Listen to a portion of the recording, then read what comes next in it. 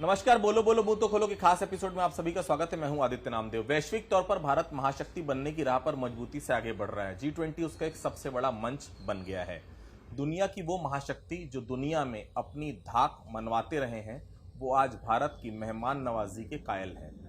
ऐसा सिर्फ इसलिए नहीं क्योंकि पूरी दुनिया भर के राष्ट्राध्यक्ष भारत आए हुए हैं, बल्कि G20 सम्मेलन का सूत्र वाक्य है वसुधैव कुटुंबकम। मूल अर्थ में समझे तो पूरी दुनिया का समान विकास हो, समान व्यापार हो और समान विकास हो। पहले दिन का सेशन खत्म हुआ तो G20 के मंच से प्रधानमंत्री नरेंद्र मोदी का उद्गार पूरी दुनिया ने खुले दिल से सुना और उसका स्वागत किया। कुल मिलाकर G20 हमारी ताकत, महानता, मेहमान नवाजी और समृद्ध परंपरा का एहसास कराने में कामयाब रहा है। आज की चर्चा इसी विषय पर हम आगे बढ़ाएंगे। हमारे साथ चर्चा करने के लिए छत्तीसगढ़ का यूथ हमारे साथ है। मैं सबसे पहले अमित के पास चलूंगा। अमित, G20 का स्लोगन आपने देखा है क्या? वासुदेव कुटुंबकम, यानी कि क्या संदेश है इसको? क्या लगता है कि इसको स्लोगन बनाने के पीछे संदेश क्या है भारत का? भारत में देखा जाए तो वासुदेव कुटुंबकम का मतलब होता है वन वर्ल्ड और वन फैमिली।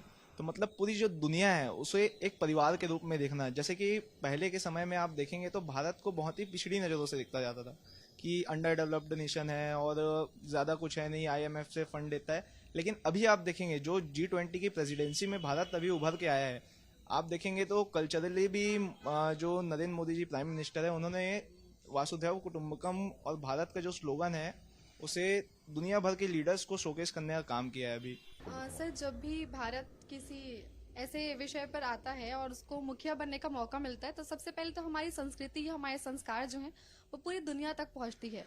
वसुधैव कुटुंबकम जैसे कि जिसका विषय है, तो मुझे लगता है कि इसके जरिए जो भारत है वो फिर से विश्व गुरु बनने की ओर अग्रसर हो सकता है। नीरज, इस संदेश में आपको कौन सा संदेश छिपा हुआ नजर आता है? वसुधैव कुटुंबकम क्या है कि भारत का इसमें इस स्लोगन को लगाना का अर्थ मैं ये मानता हूँ कि भारत जो है संपूर्ण धरती को, संपूर्ण विश्व को अपना परिवार मानता है और वो संपूर्ण परिवार के साथ जुड़ करके उनके साथ मिलकर के काम करना चाहता है, इसलिए उन्होंने इस स्लोगन को लगाया है।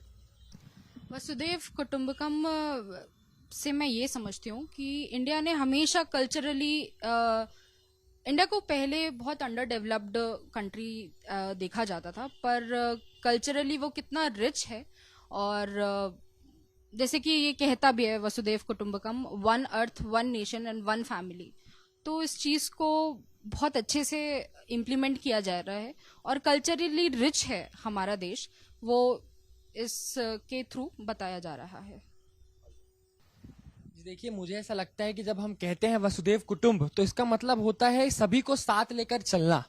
आज हम देखते हैं कि हम देखेंगे कि भारत देश एक ऐसा देश है जिसमें आपको अनेक जाति और वर्ग के लोग मिलते हैं, पर आप देखिए कि किस तरीके से हमारा भारत देश सेकुलर है। आज आप देखेंगे कि किसी भी वर्ग या किसी भी जाति के लोगों के साथ उनकी जाति या धर्म देखकर उनके साथ कोई डिस्क्रिमिनेशन नहीं किया जाता, बल्कि आज हम ये मानते हैं कि आज हिंदू, मुस्लिम, सिख, ईसाई सब भाई हैं, सभी लोग एक साथ हैं। तो मुझे लगता है जो भारत देश के संस्कार हैं कि सभी को साथ लेकर चलना है, हम सब एक हैं, वो अब विश्व को दिखाने का समय आ गया है, जो कि G20 समिट के द्वारा भारत देश ने दिखाया है। भाव्या,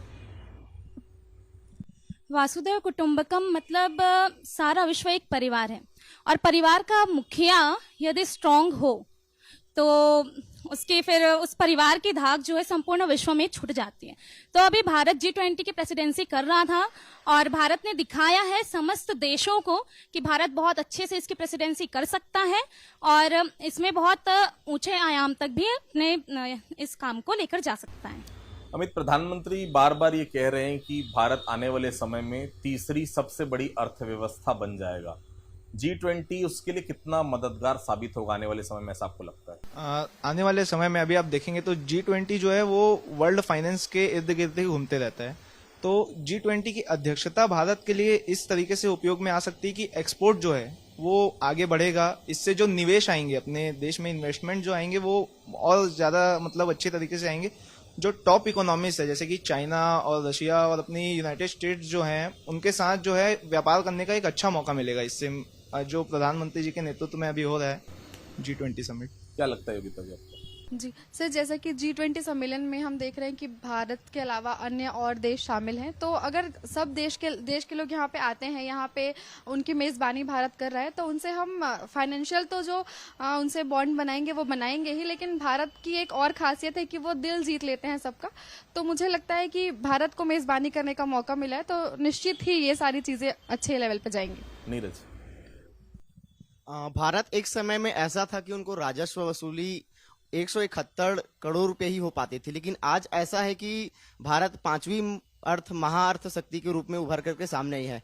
तो मुझे लगता है कि बहुत सारे देश जो है यहाँ निवेश करेंगे, जिससे हमारे देश में रोजगार और नए टेक्निक्स अच्छे से हो पाएगा डेवलप, तो बिल्कुल देश को फायदा मिलेगा और भारत तीसरी अर्थव्यवस्था बन सकती है। आयुषी, चंद्रयान 3 की सफलता ने भारत को बहुत अलग तरह की पहचान दी है। बाइडेन आए थे तो उन्होंने प्रधानमंत्री को सबसे पहले इसकी मुबारकबाद दी, शुभकामनाएं दी। बहुत फर्क पड़ा चंद्रयान 3 के सफल होने के बाद भारत की इमेज पर। बिल्कुल। भारत सबसे पहला देश है जो साउथ टच किया है मून का, और ये बहुत बड़ी बात है भारत के लिए। तो डेफिनेटली भारत को एक अलग नजरिए से विश्व भर में देखा जा रहा है ऑलरेडी। और फिर ये G20 इतना बड़ा जो सम्मेलन हो रहा है, जिसमें इतने सारे देश सामने आए हैं, साथ में आए हैं, तो ये डेफिनेटली बहुत ही डेवलपमेंटल ग्रोथ करेगा। और जैसे कि अर्थव्यवस्था की बात हुई, इसमें भी बहुत सारे चेंजेस आएंगे और बहुत अच्छी बात है। अर्जुन, सेम सवाल। चंद्रयान 3 की सफलता ने क्या बाकी देशों को देखने का नजरिया भारत के प्रति बदला है? जी देखिए, मुझे ऐसा लगता है कि जब कोई भी देश, मैं सिर्फ भारत की बात नहीं करूंगा, कोई भी देश अगर कोई भी ऐसा काम करता है तो बाकी देश जो उसके नेबरिंग कंट्रीज होते हैं उस देश की रिस्पेक्ट करते हैं। और मुझे लगता है ये कल्चर बहुत अच्छा है। अगर आज हम देखते हैं कि हमारा पड़ोसी देश कुछ अच्छा करता है तो ये जरूरी है कि हम उस काम की सराहना करें और उनसे वो चीजें सीखें। मुझे लगता है जब हम दूसरों को अपने अच्छे कामों को सिखाएंगे और दूसरे देशों को किए गए अच्छे कामों को हम सीखेंगे, तो जो देश का डेवलपमेंट रेट होगा वो और आगे बढ़ जाएगा। और रही बात आपके सवाल की, पर मैं आपके सवाल पर आता हूं कि क्या अब भारत देश को अलग नजरिए से देखा जाएगा, तो बिल्कुल निश्चित तौर पर देखा जाएगा और देखा जाना भी चाहिए, क्योंकि भारत देश ने काम ऐसा किया है, देश के 130 करोड़ लोगों का गर्व आज आसमान छू रहा है। चंद्रयान 3 की सफलता ने नजरिया बदला है। बाइडेन आए, सबसे पहले प्रधानमंत्री को उन्होंने शुभकामनाएं दी, इसके लिए नजरिया बदल रहा है भारत के प्रति। भारत ने अक्सर अपने कार्यों से संपूर्ण विश्व में उसका लोहा मनवाया है, यह तो सभी को पता ही है। और जिस प्रकार भारत ने चंद्रयान 3 लॉन्च किया और जिस खर्च में 650 करोड़ कोई ज्यादा बड़ी बात नहीं है, ये एक मूवी में इतने पैसे लग जाते हैं। तो इतने कम बजट में भारत ने जो चंद्रयान 3 लॉन्च किया है, और अभी तक का भारत पहला ऐसा राष्ट्र है जिसने चंद्रमा के साउथ पोल पर वहां पे लैंडिंग की है। तो ये जाहिर सी बात है कि संपूर्ण विश्व की निगाहें अभी भारत के ऊपर टिकी हुई हैं कि भारत अपना अगला कदम और क्या करता है, भारत और क्या अच्छा करता है और विश्व में अपनी कीर्ति स्थापित करता है। चीन आए दिन भारत के प्रदेशों से छेड़छाड़ करता है और अपने नक्शे में अरुणाचल प्रदेश दिखा देता है। ऐसा नहीं लगता कि अगर इस बैठक में आता तो शायद उसे उस मुखरता के साथ प्रधानमंत्री का सामना करना पड़ता, इसलिए जिनपिंग नहीं आ रहे हैं? देखिए क्या है कि चीन अभी जो है भारत का सबसे बड़ा कॉम्पिटिटर है। ये बात चीन को भी पता है, इसलिए वहाँ की जो मेन पावर जिनके हाथों में है, राष्ट्रपति के हाथों में, वो भारत आने से कतराते हैं। आप देखे होंगे कि अभी स्टैंप वीजा का एक केस आया था, जो प्लेयर्स गए थे चाइना खेलने के लिए, उनको स्टैम्प्ड वीजा दिया। तो ये सब साफ तौर पे दिखलाता है कि चीन जो है बौखलाया हुआ है भारत की तरक्की को देख के। और अगर चीन साथ में आता है तो ब्रिक्स नेशन जो है, मतलब जो ब्रिक्स नेशन जो समूह चलता है, उसमें जो है भारत को बहुत मदद मिलेगी अगर चीन साथ में आता है। रशिया और मतलब ये इनका ट्रायो बन जाएगा अच्छे से एशिया में। और ये जो है अगर चीन बेवकूफ़ी ना करके साथ में आए तो ये आने वाले समय में भारत के लिए भी अच्छा होगा और चीन के लिए भी अच्छा होगा। नीरज, भारत G20 के जरिए एक बेहतर मध्यस्थ की भूमिका भी निभा रहा है। आप देखें कि जिस तरह से यूक्रेन और रशिया का युद्ध हुआ, पहले हमने देखा है कि किसी की तरफ आपको बोलना पड़ता था। भारत ने न तो रूस की तरफ कोई बात की, न यूक्रेन की तरफ। हर समय उसने यही कहा है कि इस समय युद्ध सही नहीं है। बेहतर विदेश नीति देखने को मिल रही है प्रधानमंत्री के आने के बाद। देखिए, हमारी जो भारत की विदेश नीति है वो गुटनिरपेक्षता नीति को अपनाती है। और हम शुरू से ही गुटनिरपेक्ष नीति को अपनाते हुए आ रहे हैं। तो जब रूस और यूक्रेन का जब युद्ध हुआ तो हम उसी नीति को, गुटनिरपेक्ष नीति, तटस्थ नीति को अपनाते हुए आए। और रही बात मध्यस्थता की, तो जब रूस और यूक्रेन में युद्ध चल रहा था तो कई देशों के जो लोग हैं, जो विद्यार्थी है, वहां फंसे हुए थे। भारत के विद्यार्थी भी जब वहां फंसे हुए थे तो प्राइम मिनिस्टर ने वहां लोगों को बोला, रूस के राष्ट्रपति से बात किया, तो जो भारत का तिरंगा दिखा करके वहां के विद्यार्थी सुरक्षित रूप से यहाँ वापस आए हुए थे। तो बिल्कुल मैं मानता हूं कि भारत एक मध्यस्थता के रूप में उभर कर आएगा। और आपको एक बात मैं और बताना चाहूंगा, G20 के जो सम्मेलन हुआ है उसमें अफ्रीकी जो यूनियन है, अफ्रीकी यूनियन में लगभग 55 देश आते हैं। तो 55 देशों को भी आज G20 में शामिल किया गया। तो उस प्रस्ताव को हमारे देश के प्रधानमंत्री नरेंद्र मोदी जी ने पेश किया और सभी देशों ने एक स्वर में उस बात पर समर्थन दिया। ये हमारे लिए बहुत बड़ी बात है। आयुषी, भारत बराबरी पर खड़ा है। अब वो किसी की तरफ नहीं है, कोई मजबूत है तो उसकी तरफ भी नहीं है और जो कमजोर है उसकी तरफ भी नहीं, बराबरी पे खड़ा है।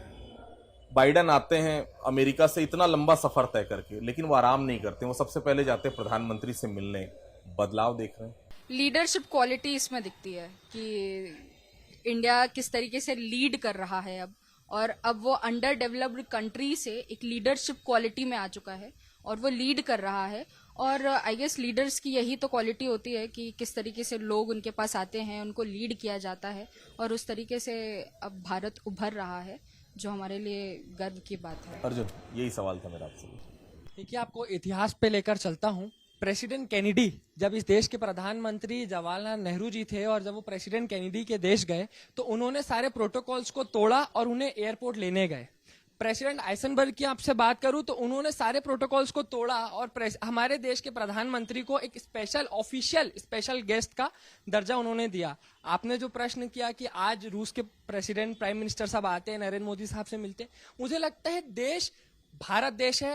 भारत देश की मजबूती है कि आप देखिए, जब देश अंडर डेवलप्ड था तब भी देश के अगर प्रधानमंत्री किसी देश जाते थे तो वहां पे उनका पूरा सम्मान होता था। आज अगर इस देश के प्रधानमंत्री के जाते तो आज भी सम्मान होता है। निश्चित तौर पर इंप्रूवमेंट है और मुझे लगता है ऐसा इंप्रूवमेंट आगे भी और होता रहना चाहिए और होगा, जिससे सभी वर्गों का विकास होगा। इन्वेस्टर्स बहुत जरूरी होते हैं, इन्वेस्टमेंट बहुत जरूरत है किसी भी देश के लिए। इस प्रकार से जब G20 के आयोजन होते हैं, जब पूरा देश, बाकी के जितने देश हैं, वो हमारी स्थिति देखते हैं, हमारी मेहमान नवाजी देखते हैं, और हमारे कितना पावर है हमारे देश में वो देखते हैं, स्किल कितना है वो देखते हैं, कितना फर्क पड़ता है आने वाले समय में इन्वेस्टर्स को आकर्षित करने के लिए। इससे बहुत फर्क पड़ेगा, क्योंकि अगर सब आ रहे हैं और सब हमारा काम देख रहे हैं तो यही है कि आपका काम दिखता है, जो दिखता है वही बिकता है, अगर हम कहते हैं। तो अगर हम अपना काम करके दिखा रहे हैं, जिस लेवल पे उनको काम चाहिए उस लेवल पे काम हो रहा है, या फिर जिस परफेक्शन के साथ चाहते हैं तो उस परफेक्शन के साथ हो रहा है, तो बिल्कुल हमारे लिए बहुत अच्छी बात है। और इन्वेस्टर्स बिल्कुल आएंगे, क्योंकि उनको सिर्फ अगर काम चाहिए और काम के साथ साथ बॉन्ड्स चाहिए, तो सारी चीजें और सारी क्वालिटीज मुझे लगता है कि अभी भारत के पास है, तो बिल्कुल ये बहुत अच्छा हो सकता है। इन्वेस्टमेंट को आकर्षित करने के लिए, इन्वेस्टर्स को आकर्षित करने के लिए कितना मील का पत्थर साबित होने वाला है आने वाले समय में G20? देखिए, जैसे कि अमेरिका और चीन के जो अभी संबंध है वो बिल्कुल भी अच्छे नहीं हैं। और चीन हमेशा डुप्लीकेट एप्पल्स मोबाइल, जैसे आप मालूम है कि वो बनाकर बाजार में लाता है। तो मुझे ऐसा लगता है कि अमेरिका भारत के लिए एक बड़ा बाजार के रूप में साबित होगा। भारत वहां जाके इन्वेस्टमेंट करेगा और भारत वहां पर अपना डेवलपमेंट करेगा और अपना बाजार बनाएगा अमेरिका को, मेरा ऐसा मानना है। भारत बनाम इंडिया की लड़ाई, ऐसा लग रहा है कि एक छोटे से पान डिब्बे से लेकर हर तरफ जहीं भी हम जाते हैं तो नहीं भारत नाम होना चाहिए, नहीं इंडिया नाम में क्या दिक्कत है, ये डिस्कशन का टॉपिक होना चाहिए। जैसे कि कॉन्स्टिट्यूशन की बात होती है तो उसमें इंडिया और भारत लिखा हुआ है। मुझे नहीं लगता कि इस पर कोई डिस्कशन होना चाहिए, हालांकि ये मेरा नजरिया है, क्योंकि इंडिया ही भारत है और भारत ही इंडिया है। तो मुझे नहीं लगता ये एक डिस्कशन होना चाहिए, मतलब ये टॉपिक होना चाहिए डिस्कशन के लिए। इंडिया और भारत में जो उलझ रहे हैं वो पहले ये तो जाने कि भारत और इंडिया दोनों नाम दिया क्यों गया और किसने दिया। भारत नाम जो है वर्षों से चला आ रहा है हमारे राष्ट्र का नाम, और इंडिया नाम हमने, जिसने भारत पर राज किया, जिसने भारत को खोखला करने का काम किया, उन्होंने हमें इंडिया नाम दिया था। और किसी भी अच्छे काम को करने के लिए ना तो समय की आवश्यकता होती है, ना शुभ मुहूर्त की आवश्यकता होती है। तो जब सही काम कर लो तभी उसका शुभ मुहूर्त हो जाता है। तो जब भी हमको भारत को वापस से भारत कहने का अवसर मिल रहा है, ये हमारे लिए गर्व की बात है और हमें इसे बहुत ज्यादा गर्व के साथ में एक्सेप्ट करना चाहिए। यही सवाल मेरा है आपसे कि भारत ये कह रहा है कि अब सड़क मार्ग से भी बहुत सारे देशों को आपस में जुड़ना चाहिए। आप जैसा कि नीरज ने भी बताया और आपको भी पता होगा, अफ्रीकन देशों के एक समूह को आज G20 में शामिल किया गया है। तो भारत ये माना जाए कि सब कमजोरों को भी साथ में लेकर चलना चाहता है। वो ये चाहता है कि अगर मेरा विकास हो रहा है, मतलब भारत का विकास हो रहा है, तो अफ्रीकन देशों का भी विकास होना चाहिए। छोटे छोटे वो देश हैं जो विकास के रास्ते कहीं से कहीं पहुंच नहीं पा रहे, उनका भी विकास होना चाहिए। ये किस तरह से बेहतर रणनीति के तौर पर आप देख रहे हैं? भारत की अगर आप डिप्लोमेसी को देखेंगे तो भारत ने यही करके दिखाया है G20 के समिट के जरिए कि सबका साथ सबका विकास। अगर आप देखेंगे तो चाहे वो स्टार्टअप की बात हो, स्वावलंबी भारत की बात हो तो स्टार्टअप 20 है, और वुमेन्स की बात हो तो वुमेन 20 है, W20, यूथ की बात हो तो Y20 है। तो ये सब जो है छोटे छोटे देश हैं, जैसे अफ्रीका नेशंस हो गए या फिर यूरोप यूनियन में तो खैर बड़े देश आते हैं, लेकिन अफ्रीकन नेशंस जो हैं, जो अफ्रीकन यूनियन को आज जैसे भारत ने लिया, तो वो सब भी अंडर डेवलपिंग देश हैं, वो अभी डेवलप हो रहे हैं। और ये जो डेवलपमेंट को भारत साथ में लेना चाहता है, ये सब जो नेशंस हैं इनकी डेवलपमेंट में भारत मदद करना चाहता है, इसीलिए सबका साथ सबका विकास अभी भारत ने G20 में दिखाया है करके। बिल्कुल, जैसे कि मैंने पहले कहा था कि भारत विश्व गुरु बनने की ओर अग्रसर है। तो बिल्कुल जब ये सारा कुछ हो जाएगा, तो जब हम किसी फंक्शन में जाते हैं और उसके बाद जो बहुत एक अच्छी यादें लेके जाते हैं अपने साथ, और लगता है कि हाँ कुछ हम आए यहाँ पे, हमने अपना टाइम दिया, तो कुछ हमको उसका आउटकम तो मिला, हमने एंजॉय किया या फिर हमने जो भी अपने रिसोर्सेज लगाए थे हमको उसका फायदा तो मिला। तो मुझे लगता है कि बिल्कुल बहुत कुछ भारत उनको देने वाला है और सब खुशियां और सक्सेस ही लेकर जाएंगे। नीरज, यही सवाल था मेरा, क्या अंतर होगा G20 के बाद भारत? जी, G20 के बाद मैं बोलना चाहूँगा बिल्कुल ही भारत का नाम जो है वैश्विक स्तर पर तो आज आगे है और आगे बढ़ेगा ही बढ़ेगा। हम पहले भी विश्व गुरु थे और कुछ कारणवश हमारा देश गुलाम हुआ, कि हम कुछ कारणवश थोड़ा सा कमजोर हो गए, लेकिन आज हमारे को एक ऐसा प्रतिनिधित्व मिला है, देश में नरेंद्र मोदी जैसे प्रधानमंत्री प्राप्त हुए हैं।